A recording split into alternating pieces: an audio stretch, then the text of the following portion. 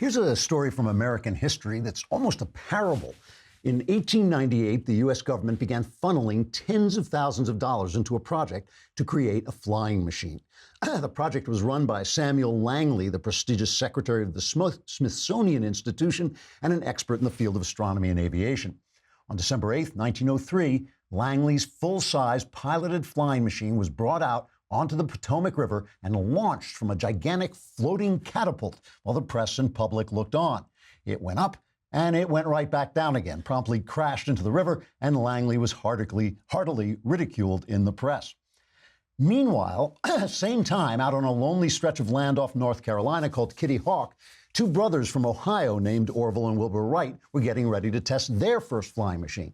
They were an odd pair. They never married. They never even left home. They ran a bicycle shop in Dayton to support themselves, but they had become obsessed with the idea of human flight. They took no money from the government, and as for the experts, when it occurred to them that all the greatest aviation experts who had gone before them were simply wrong in their calculations, they scrapped the experts and ran practical experiments in their bike shop until they understood how to build a flying machine that could be controlled by the man on board.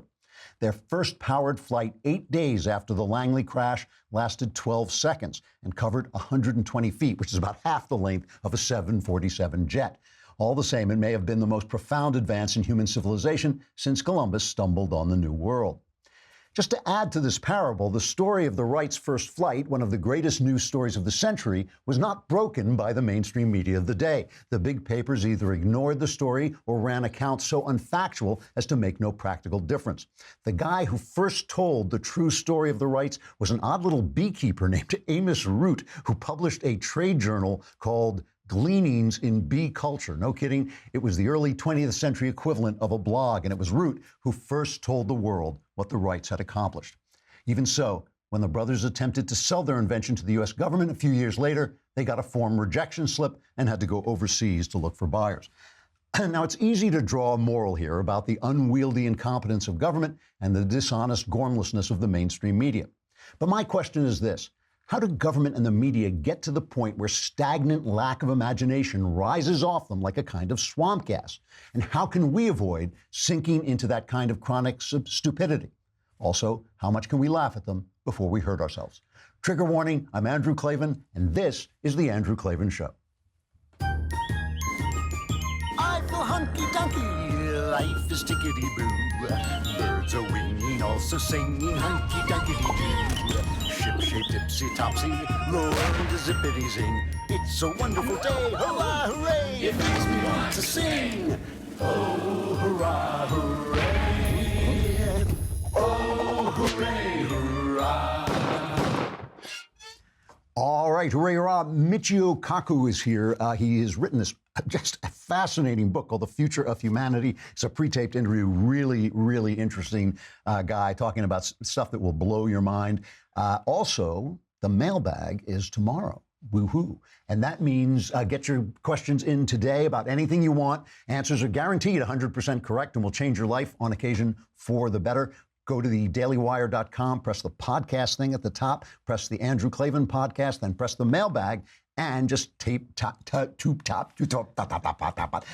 in your questions about anything you want. You've got to be a subscriber. It's a lousy $10 a month to be a subscriber. For a lousy $100, you can subscribe for the whole year and ask me as many questions as you want while sipping leftist tears from your leftist tears tumbler. And, you know, the thing about it is I really do feel, a lot of us feel, I think, that the mailbag show is one of the best parts of this program, but it's only really good because of you guys, and you send in great questions, and I love hearing from you. So send in great questions now, and if you have stupid questions, keep them to yourself. Which brings us to tripping.com. Tripping.com, this is a really terrific service because when I travel, I always used to stay in hotels, and the two things used to drive me crazy about hotels. One, they all look alike. All hotels are basically the same. It's kind of this cookie cutter style. You know, you go there, and when you're in Paris or you're in Vermont or wherever you want to go, you come back from those places and suddenly you're in this kind of sterile environment. Plus, if you have to eat there, it's so expensive. Tripping.com is the largest site where you can find rental properties to take vacations in. The whole thing about a rental property is you can get a big one, so you can go with your entire family. You can get things that just particularly you like a blah, blah, blah, blah, blah, blah. I'm a little disorganized this morning. You can get more space. You can get fully stocked kitchens, extra bedrooms, hot tubs. That's the word I was looking for, hot tubs. You can get hot tubs, doggone it, with Tripping.com. And best of all, Tripping.com, you can join the millions of travelers who find more savings with rates up to 80% less than traditional hotel rooms. I mean, what I like about Tripping.com is you get a place with a kitchen, and you go out and buy some food, and then you don't have to spend $1 million every time you go to the hotel restaurant. Whether you want a townhouse in the city or you want a cabin in the woods, Tripping.com is the place to go. And this year, you can save time and money when you book the vacation home of your dreams with Tripping.com/Klavan. That's TRIPPING.com/Klavan. What? How do you spell Klavan? KLAVAN.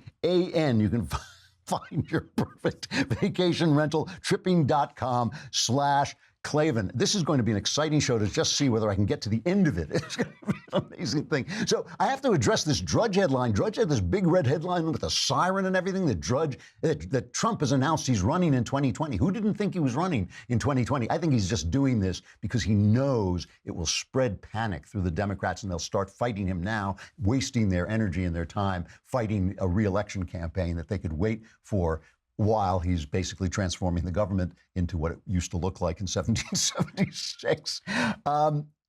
But the thing I wanted to call this show Stupid and How Not to Be It. That was what, because they used to say that remember this, the Democrats are the evil party and the Republicans are the stupid party. The Democrats want to destroy the country. And the joke was always that if the Democrats came along and said, we have this great plan, it's going to burn the country to the ground in 90 days, the Republicans would say, hold on, 90 days is way too fast. You know, we want 6 months to burn the country to the ground. The Republicans were stupid, and they were constantly getting played by the Democrats who were evil. Now it seems to me that the Democrats have managed to become both evil and stupid. And if you don't believe, and why? Why has this happened?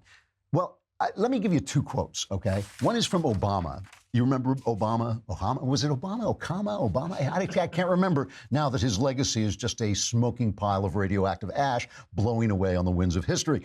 But Obama gave a speech. There's some kind of sporting gathering at MIT, and Obama gave a speech that was supposed to be super duper secret, right? There was no transcripts out. It was not supposed to be released. They smuggled out, of course, the audio. You can never keep this stuff secret. And the audio is not very good. So let me just read you some of the stuff that he was talking about. He's talking about social media and the different ways of media. And he has said this before, but he said, essentially, we now have entirely different realities that are being created with not just different opinions, but now different facts. And this isn't just, by the way, Russian-inspired bots and fake news. This is Fox News versus the New York Times editorial page. If you look at these different sources of information, they do not describe the same thing. In some cases, they don't even talk about the same thing. And so it is very difficult to figure out how democracy works over the long term in those circumstances. And he starts talking about how basically the government needs to create a playing field. You know, the free market is good, but not until you agree on the facts. And the thing about Barack Obama is when he makes a speech, it's not just a speech. He used to make speeches about dark money. Then the IRS started to slow walk conservatives to try and silence them. Then he would make speeches about stuff we have to do, and then basically his agents would do it in the bureaucracy. When he is making a speech like this, he is signaling that the left, the Democrat Party, has to start thinking about how to silence those people who disagree with him. Because when he talks about different reality, he's talking about two things. He's talking about cable news. He says this in the speech. He's talking about cable TV, and he's talking about talk radio. Why? Because they disagree with him. That's what he means by a different reality. Now, listen to this, another speech. Former ABC News anchorman Charles Gibson gave a speech at Princeton's Alumni Day on Saturday. Now listen to what he says. We can have honest debate about the president's policies. We can debate immigration policy, monetary policy, gun control, healthcare policy. But what are not up for debate are American ideals and institutions that have served the country well for almost 2.5 centuries. And among the most important of those ideals is a free, independent, vigorous press charged with an oversight of government function. So we can debate everything, but we can't debate the press because there's only one reality. I mean, this is the same press that has become the corporate defenders of big government. That's what they are. And so what you've got is you've got these guys who basically have been wrong-footed by the spread of information. And Obama is sending signals to Facebook and to Google telling them, he says this in the speech, fix your algorithms so that basically the facts can't get out. Basically, the people who disagree with us cannot get out. And he says, you know, the free market is fine. It's okay to make money, but no, don't make. So let's take a look at the reality, okay? Let's take a look at what passes for reality all this week long. I'm not going to get back into the guns because I said what I had to say yesterday, which is basically that the left is creating a narrative about guns. The story that the shooting that happened, the Valentine's Day massacre in Florida, had nothing to do. It was not about guns. It was about the incompetence of government. It was just like the Wright brothers story. It was about the FBI and the local police not answering the call. You know, the shooter himself called up the sheriff's department and said, I think I'm a school shooter. And they said, absolutely no reaction. They did nothing. That's the story. There's no reason for us to be talking about gun control. Schools are now safer than they were in the 1990s. Shootings are down. Mass shootings are down. But it's just the narrative is being created so they don't care what they say. And because they don't care what they say can say anything. And because they can say anything, they say some of the stupidest stuff you have ever heard. And like I said, I'm not going to concentrate on guns, just on stupidity. But before we talk about stupidity, let's talk about being smart, which means talking about stamps.com. Because we love our post office. They do great stuff. But where do you want your post office? You want it the same place everything else is. You want it in your computer. That's where you go to shop. That's where you go to bank. That's where you can go to the post office if you've got stamps.com. It's the easiest way to access all the amazing services of the post office. You never underpay or overpay. You can get it just right. You create your stamps.com account in minutes online with no equipment to lease and no long-term commitments. You then can click, print, mail. You're done. It's that easy. Stamps.com brings all the amazing services of the U.S. Postal Service right to your fingertips. You can buy and print official U.S. postage for any letter, any package, any class of mail using your own computer and printer. And Stamps.com will send you a digital scale so you can automatically calculate the exact postage. Stamps.com will even help you decide the best class of mail based on your needs. I personally use it because it's just fun for me to put the envelope in and have it come out with a stamp. I'm shallow. I just like that's what amuses me. Also, it's incredibly easy. I don't have to get in the car. I don't have to drive to the post office. So I get all the good stuff of the post office right there. And right now, you can enjoy the Stamps.com service with a special offer that includes a 4-week trial plus postage and a digital scale. Go to Stamps.com, click on the microphone at the top of the homepage, and type in Klavan. And you may say, Klavan? How do I spell Klavan? It's Klavan. Go to Stamps.com, enter Klavan, and you can start doing your postage. All your mailing needs can be in your computer with Stamps.com. All right. Here's the press talking about guns. I mean, this is amazing stuff. Lawrence O'Donnell is MSNBC, right? Now, I don't pick on MSNBC for being liberal because they're openly liberal, and that's fine. But I do pick on them for being stupid because the stupid, it burns, all right? Here is Lawrence O'Donnell explaining, you know, Trump wants to arm some teachers, and they keep it's amazing. Trump keeps saying, people who are adept with firearms, who have some experience, we will train them, give a few teachers in every school a gun. And that will mean that a guy who goes in with a gun, and they keep repeating it back to him. You want to arm all the teachers? You want to arm Miss Smith, who's teaching 1-year-olds, you know, whatever. You know, I mean, they just make this stuff up, and they just say it back to him. He says, no, that's not what I want to do. And they keep repeating it back to him. But now, Lawrence O'Donnell, you know what, before we get to Lawrence O'Donnell, let's start with this other guy on CNN, Tom Fuentes, Cuts 7. He explains that we can't arm the teachers because they're all girls, and girls wear dresses, so where will they put their guns?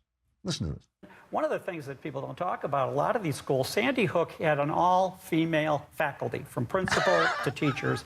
And for a woman, where are you going to hide that gun during the day? You can't put it in your desk drawer. Somebody might steal it, and you can't get to it. You're not going to have it in a safe in the principal's office. You can't get to it. On your person, hiding it. If you wear a dress, if you wear a skirt, are you going to have to wear a jacket every day with a belt and a holster the way a detective, you know, on duty would do? It's not a real practical solution, even for a variety of reasons. Those girls also, ladies, you break your fingernails on the trigger, and you get the gunpowder scuts up and it ruins your mascara. So you don't want to shoot a guy while you've got your makeup on. I mean, this is CNN. This guy is talking, but not as bad as Lawrence O'Donnell. Lawrence O'Donnell comes in and explains that you can't go up against a guy with an AR-15 with a handgun because your bullets are slower. Listen. 2,182 miles per hour. That's how fast the bullets were moving when they came out of the barrel of that AR-15 in Marjorie Stoneman Douglas High School last week. 2,182 miles per hour, 3,200 feet per second. That's what those kids were trying to outrun. 3,200 feet per second. That's 3 times faster than the speed of a bullet leaving the barrel of a 9mm handgun. With a high-capacity magazine, the AR-15 can fire maybe 90 or 100 bullets in a minute. A concealable handgun can fire maybe 15 bullets in a minute. But President Trump said today that he believes if you put that concealable handgun in the hands of White House Chief of Staff John Kelly, he could have stopped the shooter in Florida last week. Stop the hammering! The hammering has gotten to Lawrence, I think, because he now thinks it's a now wait. To be fair, they did run tests with handguns. CNN did run a test with a handgun, and this is how slow the bullets are.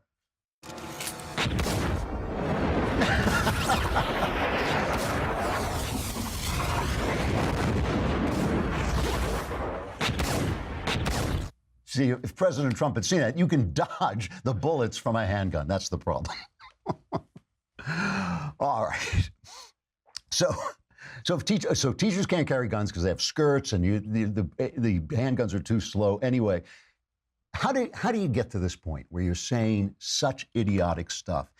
The answer is simple. You're not listening to anybody else. You are surrounded by people who agree with you, which is what Obama is calling for and what Gibson is calling for. They are angry now that other voices and other opinions have come out and started to undermine what they think of as the facts. So I talked about this Wall Street Journal piece yesterday that actually made me so angry. I wrote them a letter that where they started saying, women are staying home in Germany. They're not going to work because they believe that they have to take care of their children, that their children might need moms at home, and they reported this as if this were a problem instead of maybe a good thing. Maybe it was a positive thing because they don't hear any conflicting voices. Donald Trump said something really dopey yesterday too, and they've been picking on him. He had this really good thing where he actually just talked to the governors and listened to people of different ideas about gun control, and he actually listens to them while all they do is attack him. But he did go out and he said, this is cut number 5, where he said if he'd been there, he was criticizing the sheriff's department because at least 1, maybe 4 of their deputies stood outside and didn't rush into the building. And this is what he said. I really believe, you don't know until you test it, but I think I really believe I'd run in there even if I didn't have a weapon. And I think most of the people in this room would have done that too, because I know most of you. But the way they performed was really a disgrace. So that's not the stupidest thing. People talk like this, and Trump, he's not careful with his language. I'm not making excuses for him. It's a dopey thing to say because nobody knows what he would do. The point is that if you're a police officer, that's your job. If you're not the sort of person, you don't call a poet to go into the building, you call a cop. And if you're not the sort of person who is going to go in the building, if you're not the sort of person who's going to confront a gunman with your gun, don't join the police. I mean, that's the way it is. Don't become a soldier if you don't want to fight in a war. So this kind of stupidity. Here's a really interesting piece from the Weekly Standard. I just love this piece, and it basically says everything that I'm trying to say. 2007, Warren Buffett, right, the billionaire, he took a $1 million bet on an investment, and he said this was his investment. He said, over a 10-year period commencing on January 1st, 2008 and ending on December 31st, 2017, the S&P 500 will outperform a portfolio of hedge funds when performance is measured on a basis net of fees, costs, and expenses. So in other words, the market, the top performing stocks will outperform experts picking stocks. So Tom Shields of the Protégé Partners took the bet, and Buffett won hugely, right? Over a 10-year period, the 5 hedge funds gained an average of 2.96%. Over the same period, the S&P 500 gained an average of 8.5%. A huge, huge difference, all right? The difference was that, first of all, the fees that the experts charged for picking the stocks obliterated some of the profits, and they weren't worth the difference in even the best experts picking the stock. So that was the best experts. But the other thing was most of the experts, almost all of the experts, couldn't beat the market. The market was smarter because the market is not an expert. The market doesn't have an informed set of opinions that solidify over time and are impervious to facts. The market is always talking to itself. It is always disagreeing with itself. It doesn't care what Barack Obama thinks. It doesn't care what Charles Gibson thinks. It doesn't care what the left knows to be true. It simply is going off the facts. The market is the best way to determine the facts. In other words, freedom and the market is wiser than the experts. Now, I want to just point out this one thing, and some of you are not going to like what I'm going to say next, but it is worth saying. Next week, Rob, are we going to have Mona Charen on next week? All right, next week we're going to have Mona Charen on. Mona Charen is a delightful, wonderful person who is a woman of courage and integrity and intelligence. She said something at CPAC that really made people ticked off. I mean, first of all, CPAC had this woman, I believe it's Marion Le Pen. It's not Marine Le Pen, is the younger one who's kind of calmed down some of the Le Pen rhetoric, which has been anti-Semitic and and kind of nativist and bigoted in the past. But they had Marion Le Pen, who still clings to some of that. And she, at CPAC, said, shame on you for having these people there, and also attacked them for hypocrisy on supporting Trump and Roy, what was his name now? I've lost it. Roy Moore, in spite of their sexual malfeasance. But let's just hear the part about Le Pen. Let's play cut number 11. This is Mona at CPAC talking about inviting Le Pen. There was quite an interesting person who was on this stage the other day. Her name is Marion Le Pen. Now, why was she here? Why was she here? She's a young, no longer in office politician from France. I think the only reason she was here is because she's named Le Pen. And the Le Pen name is a disgrace. Her grandfather is a racist and a Nazi. She claims that she stands for him.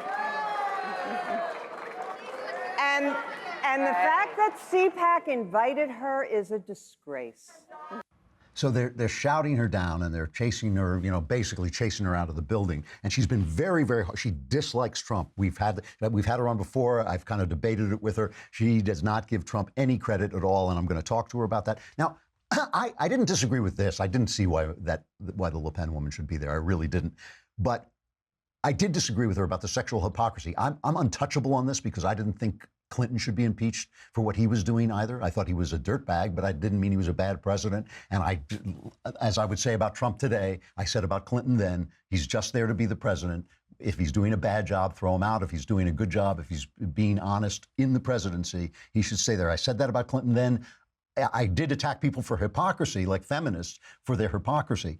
But whether she's right or wrong, if you're not listening to people within your movement who are honest, I mean, there are people who have crossed the line, guys like Bill Kristol, when he said he would rather have the deep state than the Trump state. I just thought, I'm not listening to you anymore. Nothing you say means anything to me anymore, because if you would rather be run by a secret, unaccountable bureaucracy than Donald Trump, you don't know what you're talking about. We're not after anything that is like the same. But that's not true of Mona. Mona is actually trying to say something, that she doesn't want the movement to slip away into mindless Trumpism, into following Trump wherever he goes. Trump the other day was making comments where he was starting to indicate that maybe he would be in favor of some kind of gun control, like raising the age at which a person can purchase guns to 21. That's just wrong. It's wrong. It's not going to do anything. It is falling for the narrative of the left. It's appeasing the left when they shouldn't be appeased. It's wrong. If we fall into mindless Trumpism and follow him anywhere, we don't know where he's going to go. He is not always a very predictable person.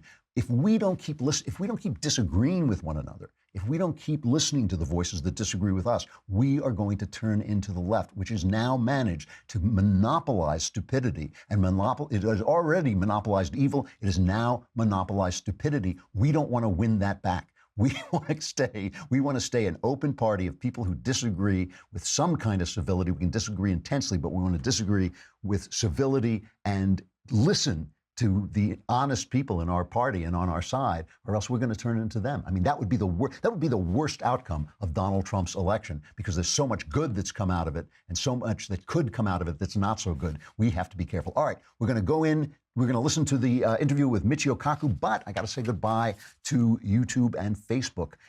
Before I go, let me remind you, the mailbag is tomorrow. Hit the podcast button on thedailywire.com. If you're a subscriber, hit the Andrew Klavan podcast, hit the mailbag, and ask your questions. Meanwhile, come on over to thedailywire.com and you can listen to the rest of the show.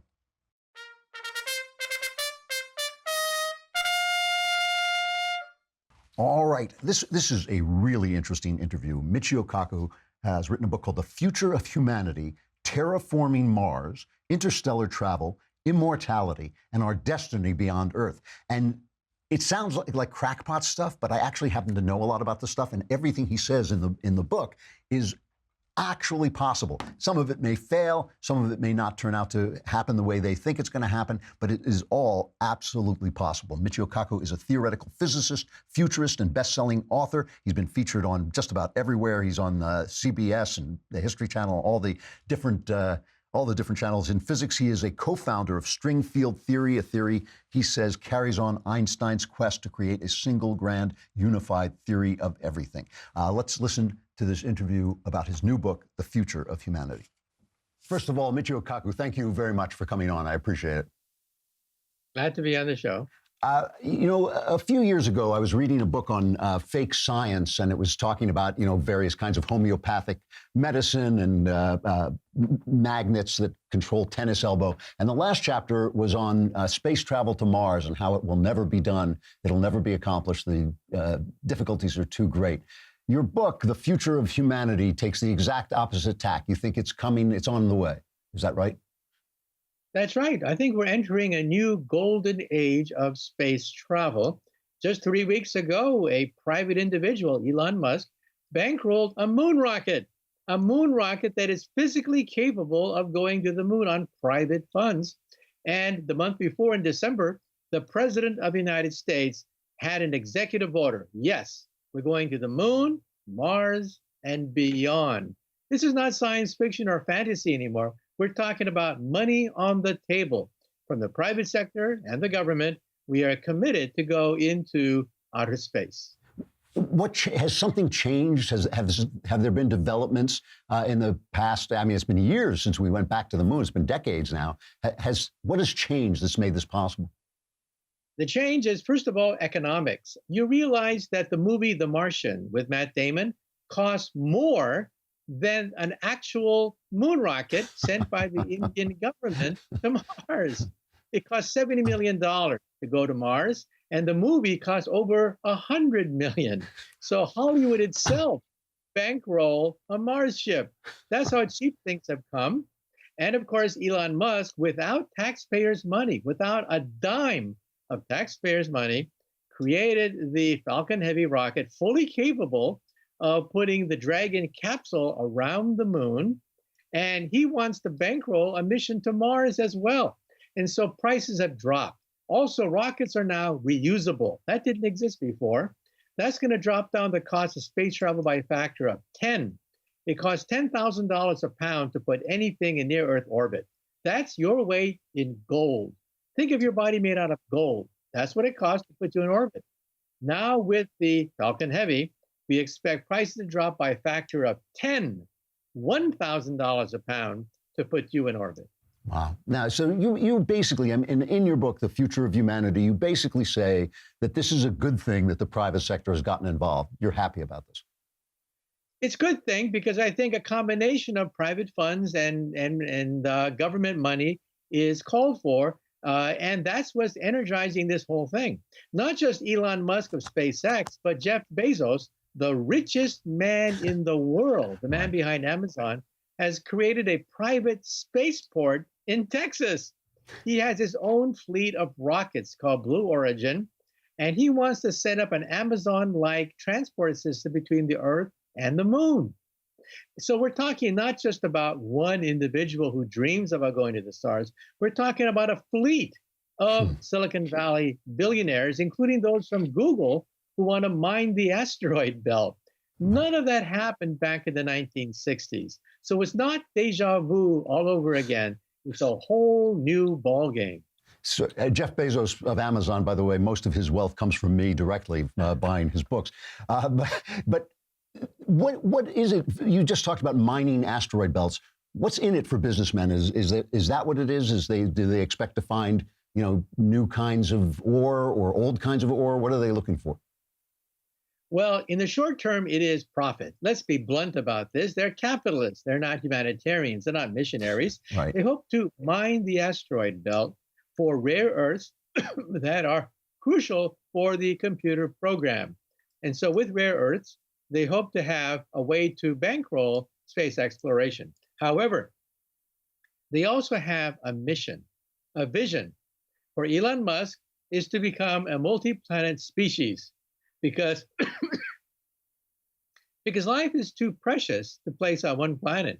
After all, the dinosaurs did not have a space program. And that's why the dinosaurs are not here today to talk about it. I mean, this is, it is funny to hear you talk about this because I can remember if a politician got up at a debate and said, we need to get off this planet, that was he was just considered a loon. I mean, he would lose votes over that. I think now most of us feel that way. What are the challenges? You're talking about traveling through space for a long time to get to Mars. What are the challenges that they're facing? What are the problems they have to solve? Well, to go to the moon was like a Sunday picnic. It takes 3 days to go to the moon. You could go to the moon on Monday and come back on Friday. However, Mars is different. Mars is a new home. It takes 2 years to get to Mars and back, 9 months to get there, and then 9 months to get back, and a few months to do scientific experiments. 2 years. And of course, there are dangers like weightlessness, and Mars is very cold as a consequence. I mean, because of the fact that Mars is cold, it means that we have to have spacesuits designed to work in a cold atmosphere. That's why engineers and scientists have debated what would it take? What would it take to terraform Mars that has turned Mars into a Garden of Eden? For example, if you could have satellites, solar satellites, that melt the polar ice caps of Mars, you could have rivers, oceans, and seas on Mars once again. Mars used to have an ocean the size of the United States of America. That's how big that ocean was. We could recreate it by melting the polar ice caps and then by having vegetation, genetically engineered vegetation that can thrive in that atmosphere. You could recreate an agriculture on Mars. Now, remember, that's still many decades away. However, starting next year, it starts. Next year, December 2019, NASA will send the first automatic unmanned probe back to the moon. 2023, astronauts are going to go back to the moon. 2030, it's on to Mars. Wow. We're talking about your book, Michio Kaku, The Future of Humanity, Terraforming Mars, Interstellar Travel, Immortality, and Our Destiny Beyond Earth. So I have to ask you about some of the, I'll call them more far out things you talk about this as you get beyond what you're talking about. 2030 is not that far away. But then you start talking about some really interesting things. One of them is transferring consciousness itself into machines, creating consciousness. You have a theory that you call the space-time theory of consciousness, where you basically think machines can be made conscious like us. Is that fair to say? Yeah, I think that digital immortality is a real possibility. As far as biologic immortality, of course, we're beginning to find the genes that control the aging process. We're now understanding why we die, something that we did not understand 10, 15 years ago. But also because computer technology is getting so advanced, it may be possible to digitize the soul. Think about it for a moment. All your credit card transactions, all your Instagrams, everything electronic that is known about you today can be codified to create a reasonable facsimile of you, and that's commercially available via Silicon Valley. There are Silicon Valley entrepreneurs offering to digitize what is known about you today. In the future, you'll go to the library and you'll have a nice conversation with Winston Churchill. I wouldn't mind talking to Albert Einstein, a holographic image of Einstein with all his memories and everything known about his theories digitized. In fact, you may one day have a conversation with your great-great-great-great-great-grandkids who want to know who their great-great-great-great-great-grandfather was because you've been digitized. Now, then the question is, who is you on the other side of that holographic screen? Well, to paraphrase Bill Clinton, it all depends on how you define you. If you define you as your biological entity, then of course it's a tape recorder you're talking to. But if you define you as all your memories, your personalities, your sensations, all of that combined together, then yeah, you've now digitized the soul. The soul has now been reduced to information. If you were talking to that digitalized reconstruction of Einstein, could he come up with a new theory, or would he only be able to do what he had already done? Well, new theories, we think, are a combination of what you know in the past, that is Right. your sum total of knowledge, plus chance, random connections that you make.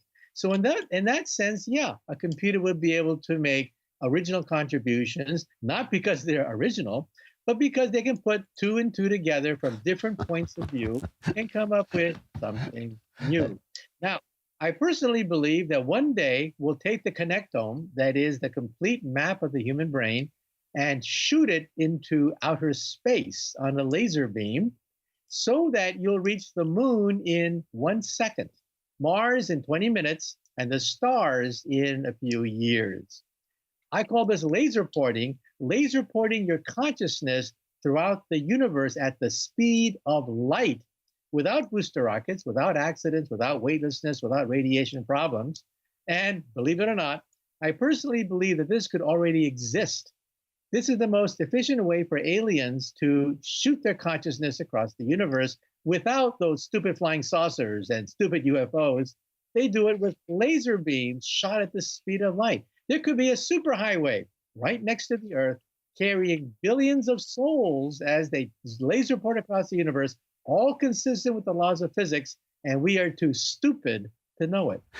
You know, I know that some of the people listening to this are going to think that you're like just making this stuff up, but I have read about this. This is real, not just in your book, The Future of Humanity, but this is really stuff that people are talking about. Now, we have to talk just briefly about the idea of aliens as you bring them up. You know, first of all, what is the state right now of our search for alien life? Well, it used to be that we had the giggle factor, that we scientists would giggle anytime mentioned flying saucer people and aliens. We don't giggle anymore. We've taken a census of the Milky Way galaxy. We now know there could be billions of Earth-like twins in outer space, perhaps with liquid water oceans, perhaps with microbial life, perhaps even with people of some sort. We no longer laugh at that possibility. A whole branch of science called exobiology is now being created. And then, of course, everyone wants to know, how come they don't land on the White House lawn and advertise their existence? Well, I like to look at it this way. If you're walking in a forest and you meet squirrels and deer, do you try to talk to them? Do you try to engage the deer and the squirrels? Well, for a while, yeah. But eventually you get bored because they don't talk back to you because they have nothing to offer you, no insights, no stories to tell you. In the same way, I think alien civilizations will look at us as squirrels and deers, nice, kind of cute little animals, but not worth messing with because we're simply too primitive. That's a vaguely insulting, but probably true. I mean, it always does seem silly to me when I watch a movie and the aliens come and they're hostile. It seems to me that if they could reach our planet, they would be so far beyond hostility that you know, they'd have left the entire concept behind. But maybe that's untrue. Right. And then in the movies, they say, what do they want? They want resources. They want to steal minerals from the earth. But you see, there are a lot of uninhabited planets that have nobody on them that also have riches. So why should they bother with the rest of natives on the planet with people? They could plunder planets without people just as easily. And so I think for the most part, they are going to be peaceful. However, you can't rule out the possibility that they could be warlike. So I think that we should basically keep our presence a mystery. We should not advertise our existence just in case these aliens simply are evil or simply don't care and they just pave us over. Now, one last question. You know, some of the things that you talk about, and I do hear a lot of people starting to talk about these things, they almost seem like they go beyond humanity itself. So in other words, you have a fairly optimistic view in your book, The Future of Humanity, but at the same time, is it humanity if it's a connectome? Is it humanity if we're broadcasting just ideas across space? Are we going to lose ourselves? When you look into the future, do you see human beings disappearing as human beings? Well, if you were to take someone from the Middle Ages who was just finished burning witches and dismembering heretics, and you suddenly transport them into our present day era and they read the tabloid newspapers, they would think that all of civilization is going to be doomed to hell, right? Yeah. So I think that when we look at the future, we cannot necessarily morally judge future people by our standards in the same way that someone from the Middle Ages cannot judge us today. We're much more tolerant of things. And as I said in my book, I also believe in something called a caveman principle or cavewoman principle. We haven't changed in 100,000 years. Our personalities are the same. But what do we want? We want to look good. We want to have the respect of our peers and people of the opposite sex. And so that's why I think that we're going to retain our humanness. We're not going to have electrodes coming out of our head. We're not going to be brains in a vat of liquid. No, we want to look good to the opposite sex. We want to look good to our peers. I think 100 years from now, we'll look very similar to ourselves today, except we will have robotic and cyber powers comparable to that of maybe a Superman. But we'll still look pretty much the same and act pretty much the same because our personalities haven't changed at all. Michio Kaku, author of The Future of Humanity, Terraforming Mars, Interstellar Travel, Immortality, and Our Destiny Beyond Earth. Thank you very much for coming on. Really fascinating book and fascinating interview. Thanks a lot. My pleasure. Bye-bye. That is interesting stuff, and I do take issue with him on one thing. I personally am going to be a brain in a vat. That's my ambition. That's what I always wanted to be, is a brain in a vat, and just let that way my body can run free. You know. All right, sexual follies.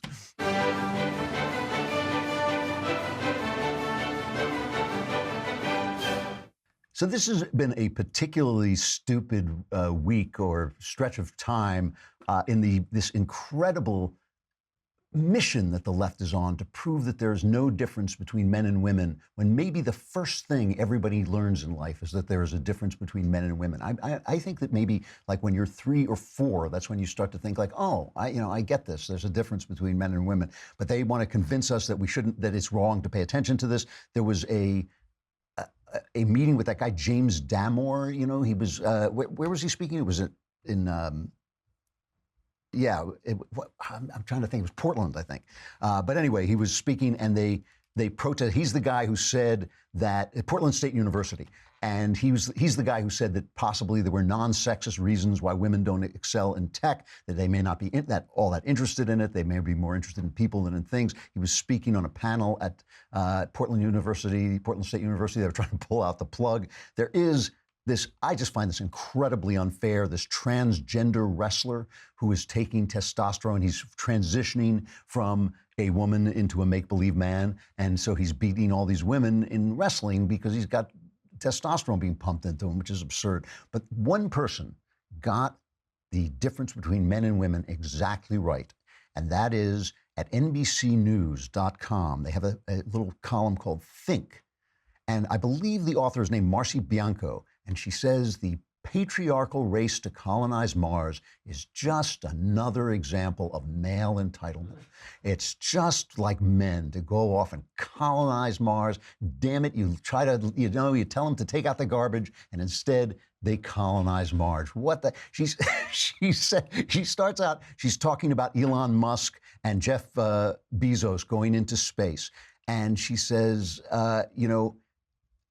these men, particularly Musk, are not only heavily invested in who can get their rocket into space first, but in colonizing Mars. The desire to colonize, to have unquestioned, unchallenged, and automatic access to something, to any type of body, and to use it at will is a patriarchal one. Indeed, there is no ethical consideration among these billionaires about whether this should be done. Rather, the conversation is when it will be done, because in the eyes of these intrepid explorers, this is the only way to save humanity. It's the same instinctual and cultural force that teaches men that everything and everyone in their line of vision is theirs for the taking. It's just like walking up to a woman and grabbing her by the crotch. It's there, so just grab it because you can. And that is absolutely right. Run for your lives, because we are coming after you, ladies, and then we're colonizing Mars. I'm Andrew Klavan. This is the Andrew Klavan Show. I'll see you tomorrow.